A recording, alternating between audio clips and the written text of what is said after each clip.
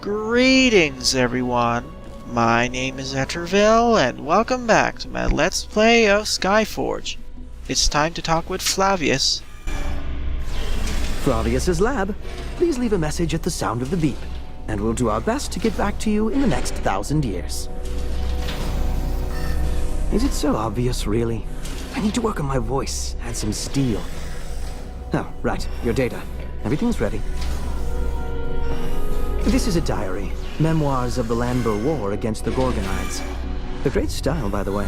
Mostly it's about some guy named Laertes. I'm pretty sure I've heard that name somewhere. Sorry, that's a question for historians. I've got other things on my mind. Alright, in the last part, well, I was able to complete the Ardos Monastery and rid it of all those sea creatures invading it, and I showed off a PvP match where I tied in first place with 3 other people. So now it's time to complete what I was set to do in the next part, aka this part, and visit the Alinar Park. We could have visited it any time since the first part, or second part, but there was no reason to as there was no quest to do so. But now we have to talk with Marcus. And now that we have unlocked it, there will be several quest lines or quests that we'll have to visit this location and talk with people. It's a pretty beautiful place. Essentially, it's the place where mortals and apparently other people come to relax. I say other people because, as you'll see soon enough, some mortals are able to get up in here in this Alinar Park. I don't know how they're able to do it. Maybe some ticket fees, borrowing favor from immortals, other immortals, and other similar things. Otherwise, I thought Alinar is restricted completely to immortals, but apparently not. Mortals can get here through some other means. After all, we had to get here somehow. We had to get up here somehow after we died and became immortal ourselves. Somehow we got on that ship. I really wish that part of the story got filled in. Anyways, here's Marcus. So any luck? I've got nothing. Can't find a thing on Laertes. Alinet didn't help. We don't even know how old he was when he became a god. Things are getting clear. The Lanber War wasn't that long ago, was it? We should split up. I'll go to Lanber and look there, and you go dig around in the archives. Asterius is in charge there. Do you know him? It's time for you to meet him then. Before talking with Asterius, as the Argus system is saying here, a mortal was able to track us down and wants to talk with us. So yeah, somehow he's able to board a ship and get up here. So let's talk with him. In fact, he'll be quite important in the near future in about 5 or 6 parts.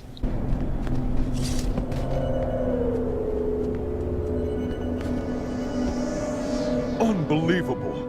I've been looking for you for so long, and here you are! You saved my family. Thank you. You have filled my heart with the light of hope. Oh, don't thank me.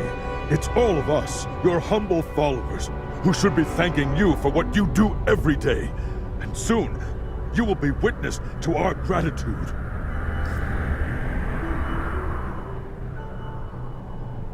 See that tall tower? It's where the faithful erect statues to glorify the gods and immortals they follow. I've gathered people there who wish to erect a statue for you. I understand your bewilderment. We really should have done all that sooner. I'm so happy. I'm so glad we've met. With your permission, I'd like to go back so we can finish. We will finish building the very best statue in the Tower of Greatness as quickly as is possible. Well, you're welcome, good sir. I still wonder how he got up here and tracked us down. Anyways, time to go back to our main objective and converse with Asterius. Greetings, friend. I don't recall your name. Honestly, I can't believe we haven't had the honor of conversing yet. Good to hear you are seeking knowledge. Allow me to tell you everything I know about the Lanber Siege and other glorious pages out of Aelion's history. Ah, young people are always in such a hurry. That's fine. Another couple 100 years and you'll learn to appreciate the luxury of unhurried discussion. Now then, Lanber landed that day. Laertes, of course. Oh, he was a remarkable hero from the Battle of Lanber Chasm. He held off a troop of Gorgonites by himself for 3 whole days. I'm telling you, he fought for his land so furiously. The invaders, they didn't stand a chance. They thought they were battling an army. By the way, I hear something's happening in Lanber again. Many of my students have traveled there alongside Iana recently to protect the local residents. If you're interested in history, then you had better hurry. Perhaps it is being made right now as we speak. So, even before Laertes was... Please come. I want to tell you about the Argus system. So, even before Laertes was an immortal, he was a very strong mortal. Every day now, Aelion is struck by countless new disasters. Whenever mortals ask for help, we receive distress signals through the Divine Observatory. But sometimes we immortals need help as well. When we need to ask other immortals about something, we utilize the Argus system. The system will automatically notify you if it has a mission that is appropriate for you.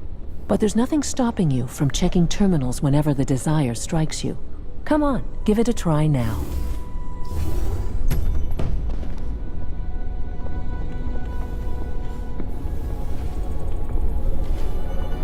Attention! There's a new request in the Argus system. We've an issue. Mechanoids. You've dealt with them before. They're evil alien machines. I say evil, but can a machine be such a thing? No. It's just following its programming. So what would happen if we reprogram it? Do you know? No, of course you don't. Let me illuminate. I have no idea. But now we'll find out. First I'm going to need some test models, though. I need some logic modules, and a couple of other parts. You wouldn't be able to tell them from regular scrap. You know what? Do me a favor and bring me whatever mechanoid parts you can find. Cybon Plateau, Factory 501, Isola Digs. Doesn't matter where they come from. Alright, see you later. Thanks. I'll be doing that mission off screen. Anyways, as I was saying earlier, Laertes apparently was a very strong immortal before he became an immortal. After all, he fended off an entire army. But alas, as everyone is saying here, it's time to visit the Lanber Forest, which has a whole bunch of problems popping up now. Apparently the immortal who was supposed to protect it, Nerion the Crown-Bearing, decided to become power-hungry and allied with our enemies. So we have to protect the residents from this traitor. Apologies, but for the first few minutes in this region, I'll be silent, as there's a lot of talking with the people. I'll provide a recap as well as a few other notes of interest after the conversations are over. So, be back in a few.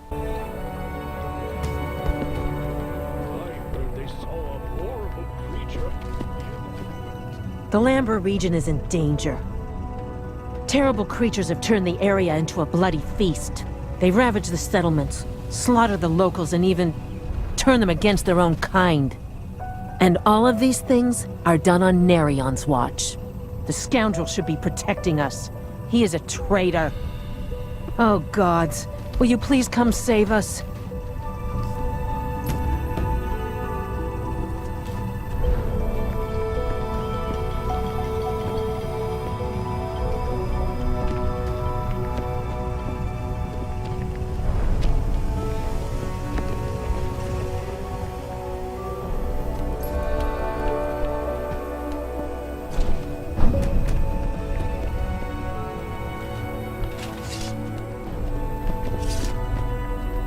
I knew it! I knew our prayers would be answered. You're here to help us, right?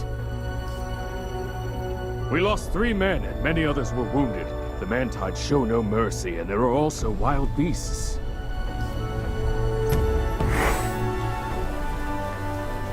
Another volunteer. Great. Here you can make a difference. I know you are trying to find out something about Laertes. Stop gawking and do something useful. Talk to the locals. There's always someone needing help.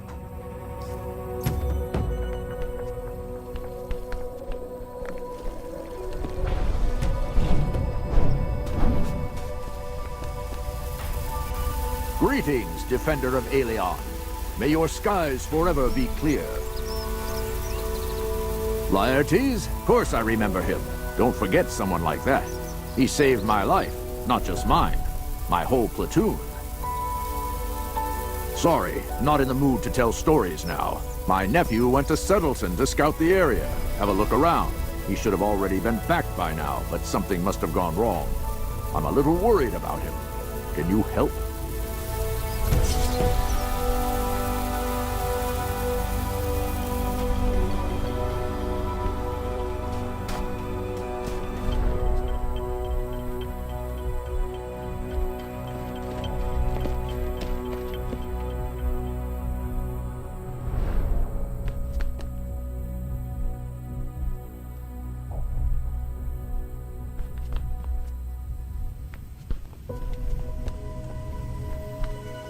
Thank the gods.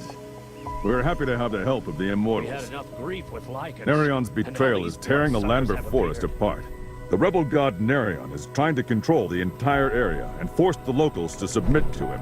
He has betrayed his followers, and his corrupted Templars have already seized a large part of this territory. What's worse is remnants of the fearsome man-tide insect army, which were defeated long ago, have crawled out of the catacombs again. They are much more dangerous than any of the Templars. I sent 3 men to scout the area. I haven't heard from them. Please, try to find them. Okay then, a quick recap of what's going wrong in the Lanber Forest.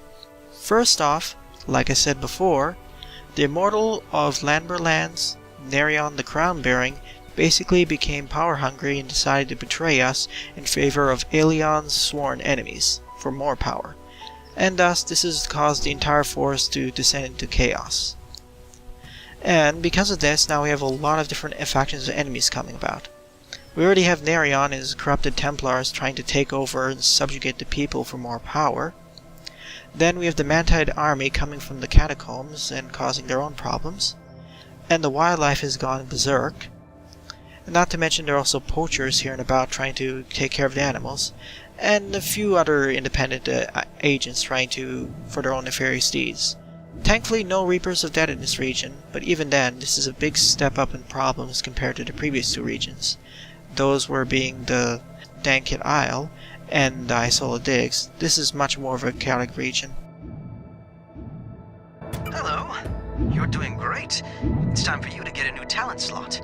But first, a little test. But before I go through with that, it's time to unlock more nodes on the Ascension Atlas.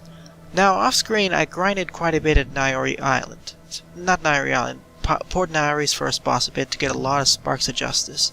Around 1,000 as you've seen right there, and so I unlocked quite a few new abilities. But before I talk about that, and also I got a few Sparks, I decided at this point to chart out my route to get the Berserker class, or to unlock it.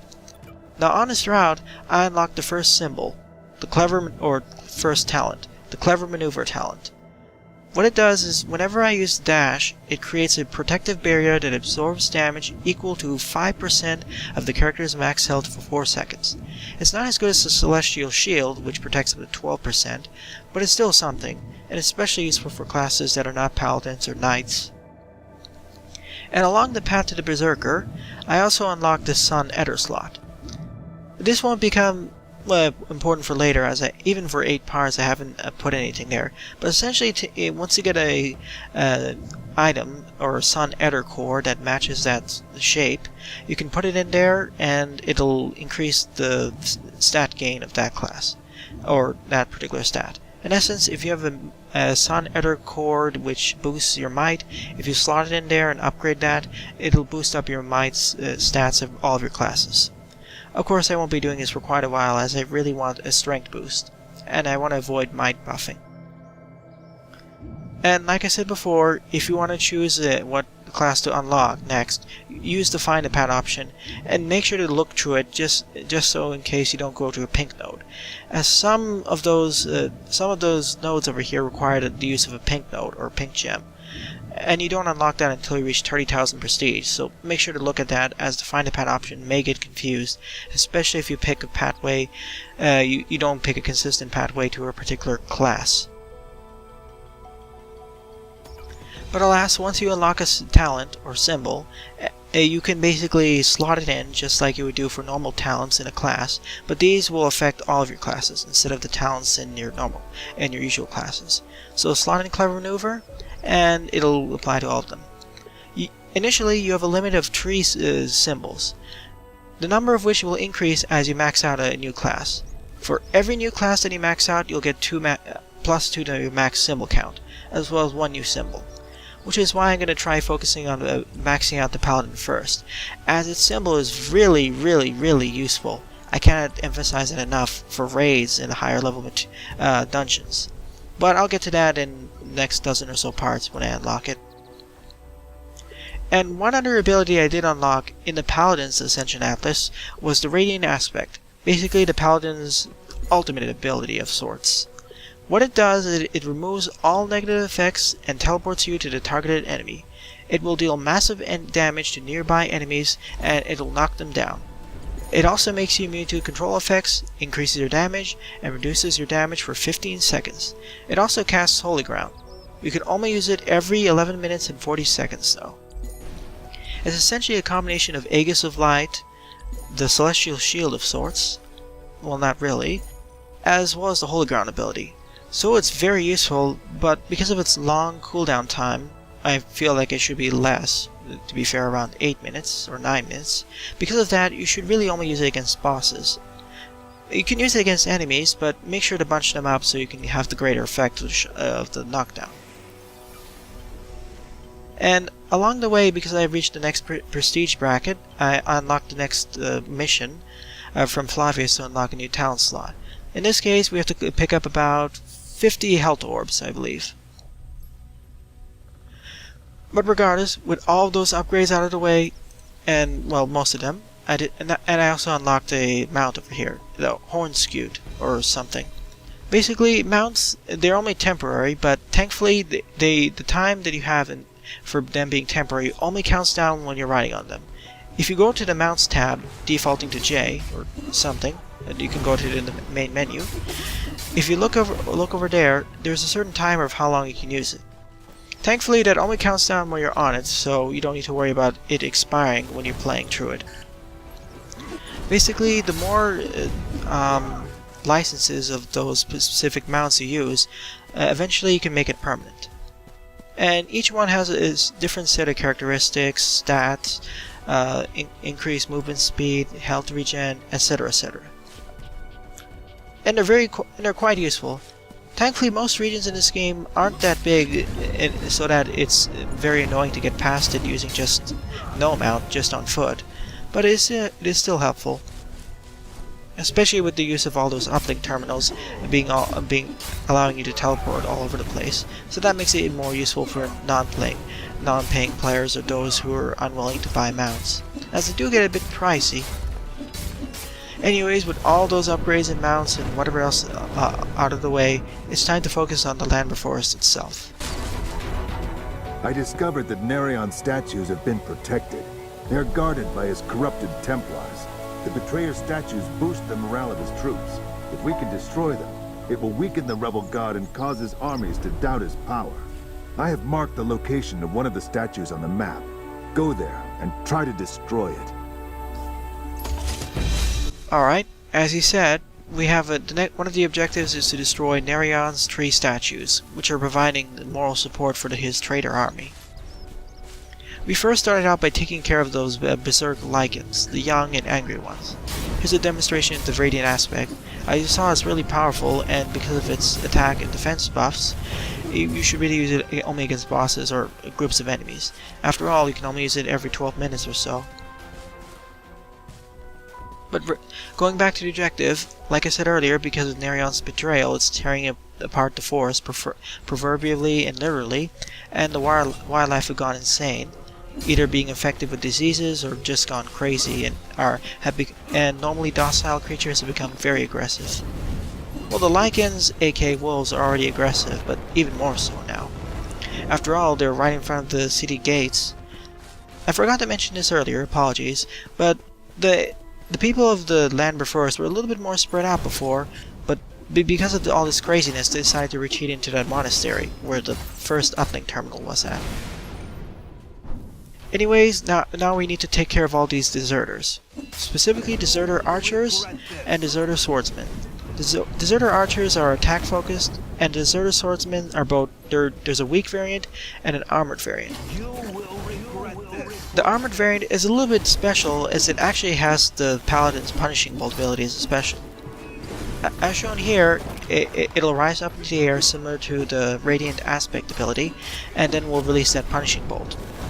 Unlike the normal Punishing Bolt, or not really normal, but it will knock you to the ground upon being hit by it. Thankfully though, it's telegraphed so you can easily dodge out of the way. We just need to take care of all these and destroy their supplies. But really though, this is the main upgrade to... This is the family of enemies that we saw kind of earlier. Remember the bandits and raiders that we have in Isola Digs? These are basically the upgrades to them in this region. Well, I wouldn't necessarily say an upgrade to those bandits specifically, as we'll be meeting bandits and poachers later on. These are their own class of enemies in a way, but they're still all human, of course. In fact, all these enemies are kind of analogs to the player classes. The Deserter Archer reminds me of the Archer class. The Deserter Swordsman, specifically the shielded, the armored variant, reminds me of the Paladin in a way. And we'll be seeing other variants in the future. There are actually Deserter Mages as well, which are basically Cryomancers. And are quite annoying as well because of the Cryomancers, of course, and their slowdown abilities. Thankfully though, we don't get swarmed by tough enemies, so the Cryomancer's freezing abilities isn't too much of a problem, as it was shown in the previous part in PvP. And over here you can also collect these purple flowers, but I don't really see any use for it other than for selling it for money fodder. And thankfully, just like the Isola Digs, it'll only take 3 parts to get through this region. In the next region, this won't be the case. I know that this forest is a little bit larger compared to Isola Digs, but because of how it's structured, and aka less land bridges and more easy traversal regions, and the fact that the quests are a bit closer to each other, it doesn't take as much as long. Still, it is more challenging than the previous region, as it's more easy to die, mainly because enemies work together more. They complement each other better, and especially when we get to the end of this region with the Battle Pegasi, they can get quite damaging and armored.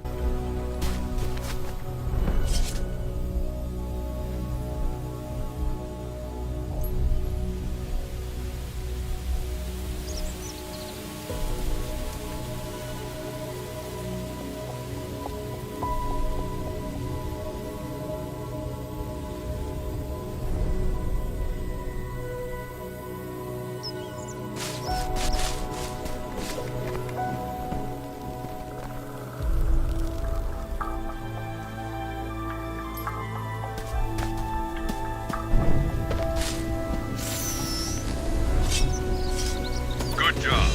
These half-wits didn't get too far with our equipment. I'll send the coordinates to my men. They'll take it from there. Thank you.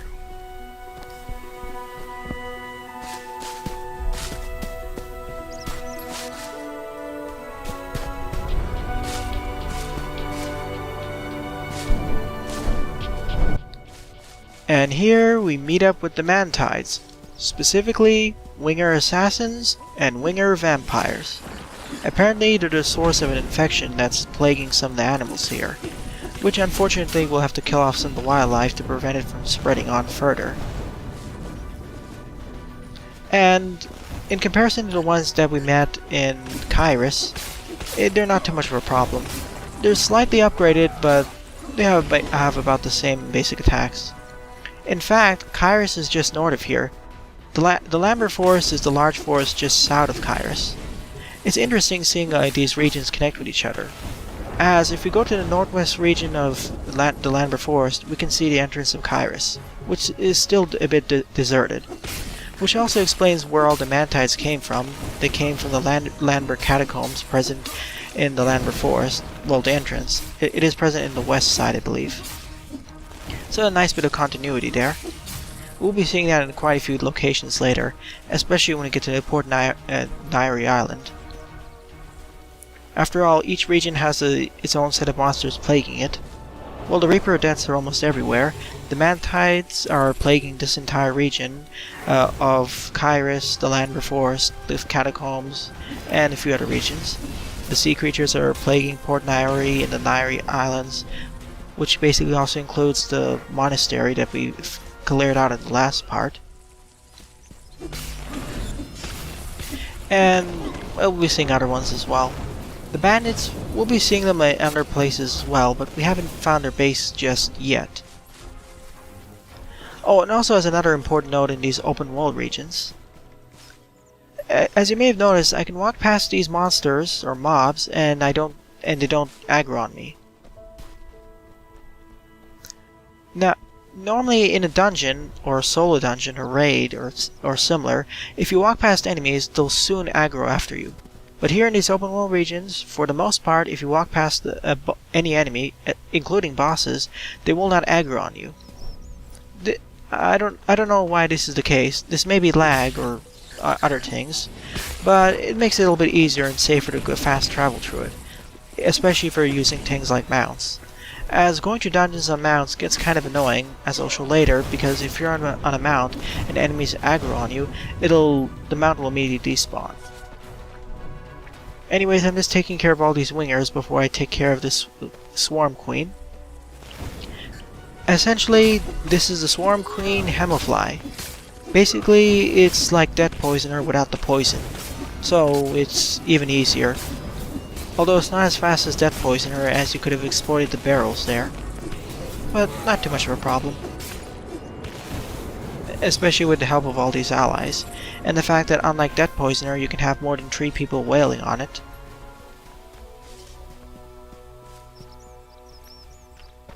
Essentially, we have 4 objectives in this region.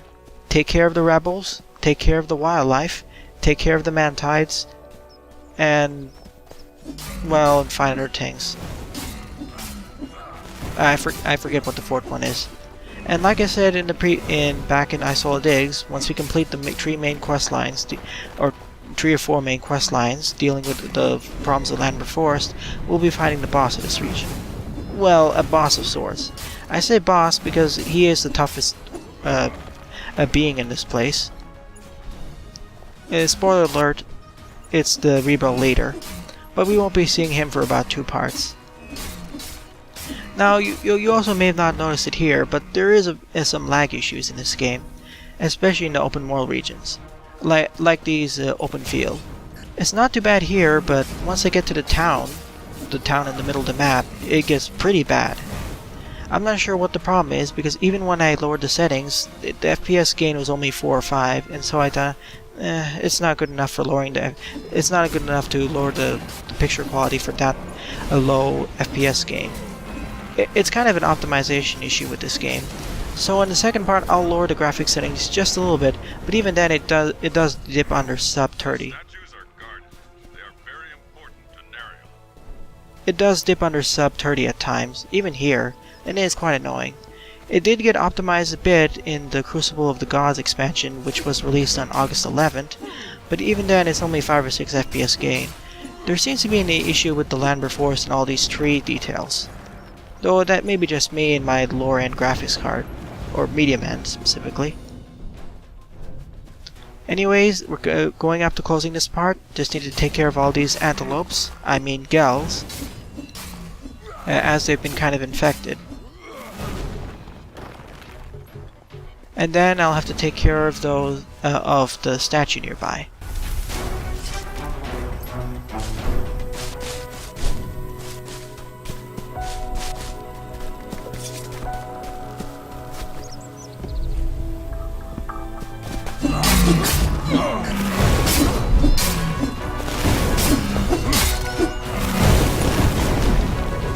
And yeah, the Gels have an annoying ability where they can ram you into the air, which will temporarily stun you. There's an even more annoying variant of the Gel, which is the Infected Gel, which if it attacks you with its infection bolt, not only does it debuff you, it temporarily stuns you, which is even more annoying than this being thrown in the air. Of course, you can use the Aegis of Light ability to avoid being knocked into the air. But it costs Righteous Angers, and I forgot to use it here. Anyways, here's the first uplift terminal here. And nearby, I mean just a few hundred meters away, we have the first statue of Nerion. Just need to take care of these gals, and we'll deal with that. I find it funny though how... well, I wonder if those statues have more use than just being morale boosters for the Rebel army. I'm thinking they have some mind control device or something along the lines. After all, there's so much importance placed in destroying these. Here's the first statue of Nerion. It's being guarded by all these golems, specifically Titan guards and Titan treasures. You may have saw it at the beginning of this whole region. Great. I heard the explosion all the way from the monastery. In the beginning of the Lanber Forest, you may have seen that there was a destroyed Titan golem.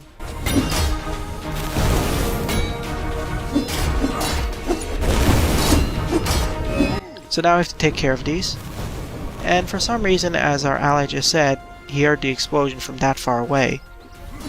It didn't sound this loud right to me here. Oh well, gameplay story segregation. What makes the Titan guards especially so annoying is that if they do their punch attack, when you attack them at the same time, they have a defense buff. And of course they can do a charge attack which buffs up their defense, which makes them kind of immune to most attacks. Not necessarily immune, but it does a lot less damage. Unless of course you stun them or knock them out of that attack. We need to deal with a few of them, and it'll be fine.